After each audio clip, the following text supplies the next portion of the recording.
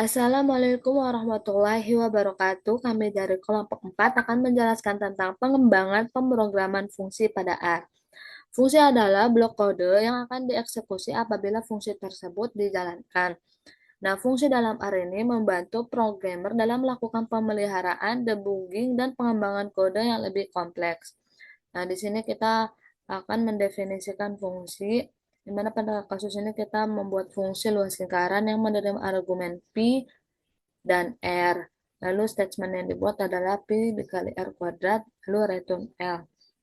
Lalu kita memberikan inputan argumennya P itu 3,14 dan R-nya itu adalah 9. Lalu di sini hasilnya 254,34. Nah, di sini juga kita dapat memberikan argumennya secara langsung di awal, yaitu di sini kita membuat luas persegi panjang, di mana argumen itu udah langsung ditentukan, yaitu P-nya itu sama dengan 5, L-nya itu sama dengan 18. Lalu untuk statementnya itu adalah P dikali L. Nah, outputnya itu akan jadi 90. Lalu selanjutnya ada fungsi rekursi. Fungsi rekursi adalah fungsi yang memanggil dirinya sendiri pada proses eksekusi. Nah, dalam fungsi ini mempunyai dua bagian, yaitu kasus basis dan juga kasus rekursi. Di mana kasus base itu berhenti memanggil dirinya sendiri. Lalu kalau untuk kasus rekursi, bagian di mana fungsi memanggil dirinya sendiri dengan argumen yang lebih sederhana. Nah, di sini pada kasus ini kita contohnya itu membuat fungsi rekursi untuk menghitung faktorial. Jadi kita membuat fungsi faktorial menerima argumen n, lalu kasus basisnya itu apabila n sama dengan 0 maka return 1. Lalu untuk kasus rekursinya itu return n dikali faktorial n min 1. Lalu print faktorial 7. Nah, faktorial 7 ini N-nya itu 7, berarti dia masuk ke kasus rekursi, di mana dia akan nanti return 7 dikali faktorial 6.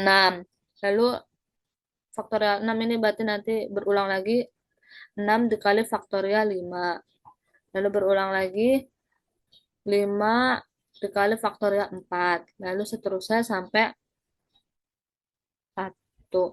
Nah, berarti nanti adalah 7 kali 6 kali 4 kali 3 kali 2 kali 1 yang hasilnya 50, 40.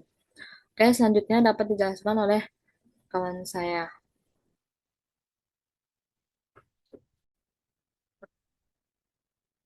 Baiklah, di sini saya akan melanjutkan penjelasan dari teman saya yaitu di kelas S3. Di sini kelas S3 ini cukup sederhana namun primitif. Juga ketika objek pada kelas S3 dapat kita buat dengan menambahkan atribut ke kelas ke dalam objek tersebut gitu. Nah, di sini yang pertama kita akan membuat objek dengan kelas S3 gitu. Di sini ada eh, MHS underscore itera dengan function dan parameter di dalamnya ada nama dan umur. Terus kita juga membuat eh, variabel baru yaitu ada MHS. Terus ada kita kita gunakan fungsi list yang ada di dalam yang di dalamnya ada nama sama dengan nama, koma umur sama dengan umur. Terus kita pakai fungsi kelas untuk di dalamnya ada MHS, terus kita kasih keterangan mahasiswa, lanjutkan kita return, tapi untuk eh, apa ya, fungsi yang udah kita buat tadi, tapi untuk yang MHS-nya kita return. Terus selanjutnya kita di sini akan menulis metode print untuk kelas MHS. Di sini kita ketik print.mhs menggunakan function p, terus ada cat buka kurung tanda kutip nama titik dua tanda kutip koma p dolar nama koma tanda kutip garis miring n tanda kutip tutup atau buka tutup kurung. Terus kita lanjutin sama saja seperti yang tadi, cuman diganti umur dan p dolar umur.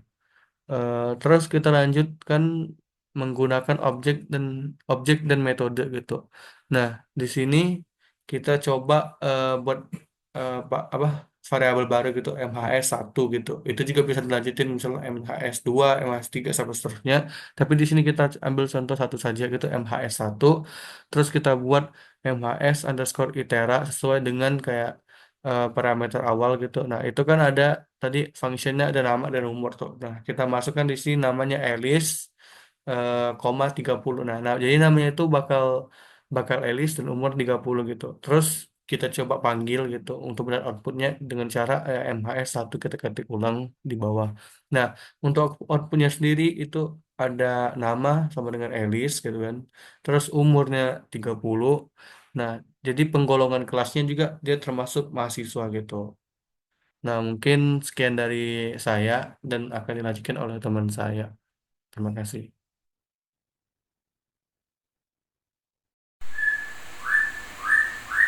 Assalamualaikum warahmatullahi wabarakatuh. Izin memperkenalkan diri, nama saya Dea Sukma Gustiana dengan NIM 120500035. Izinkan saya mempresentasikan hasil tugas kelompok kami modul 6 komputasi statistika. Pemrograman berbasis objek OOP pada R. Nah, meskipun bahasa pemrograman ini dirancang khusus untuk OOP seperti Python atau Java, R ini menyediakan beberapa cara untuk menerapkan prinsip OOP-nya melalui sistem-sistem yang berbeda. Nah, ini terdapat 3 sistem pada R, yaitu ada S3, S4, dan R6. Di sini izinkan saya untuk menjelaskan kelas pada S4. Kelas S4 ini mengatasi masalah dalam kelas S3 dengan sistem objeknya itu lebih formal. Setiap objek itu didefinisikan secara formal dalam suatu kelas. Sebuah kelas terdiri dari slot dengan tipe atau kelas spesifik. Kelas S4 juga didefinisikan menggunakan set kelas. Dapat dilihat pada layar. Di sini saya akan mencoba untuk mendefinisikan kelas S4 untuk dosen dengan 2 slot, yaitu ada nama dan juga umur. Nah, di sini menggunakan set kelas dosen dengan slotnya itu ada listnya nama itu berupa karakter dan juga umur berupa numerik. Dilanjutkan, ini membuat objek dari kelas S4 dosennya, yaitu nama dosennya itu ada Alexis dengan umur 30 tahun. Nah, selanjutnya untuk menulis metode show-nya ini untuk kelas dosennya menggunakan set method dengan menggunakan show dan dosennya dengan fungsinya objek nama dan umur. Selanjutnya dapat dilihat dipanggil untuk data 1 dan dapat dilihat hasilnya, yaitu tertera nama Alexis dan juga umur 30 tahun.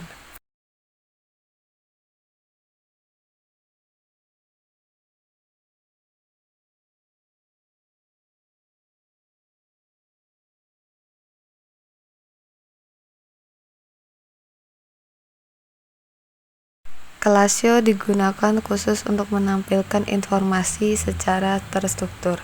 Sekian presentasi dari saya, kurang lebihnya mohon maaf. Saya lanjutkan ke teman saya.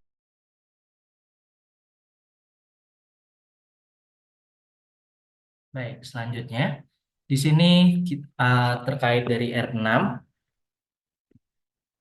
R6 class untuk pendefinisian fungsi itu lebih kompleks, lebih baku dan lebih formal daripada kelas-kelas yang lainnya. Dan di sini pada RStudio kita untuk definisikan kelas R6 atau R6 itu kita terlebih dahulu untuk menginstal package yang ada, yaitu install package R6. Lalu kita menggunakan library R6-nya. Lalu di sini bagaimana ada cara untuk pendefinisian fungsi dari R6 class. Menggunakan package R6 class, di sini adalah tabel ya, tabel peserta. public sama dengan list. Lalu di sini adalah atribut-atribut yang akan ada dalam fungsinya, yaitu name, age, name, gender, dan test score.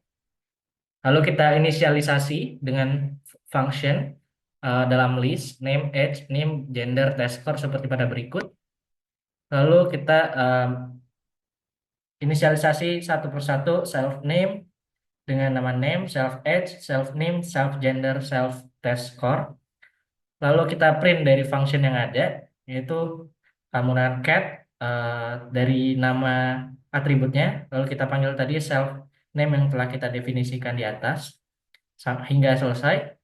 Sehingga kita untuk membuat objek dari kelas pesertanya, yaitu peserta satu, itu kita menggunakan peserta karena tadi nama ini adalah peserta.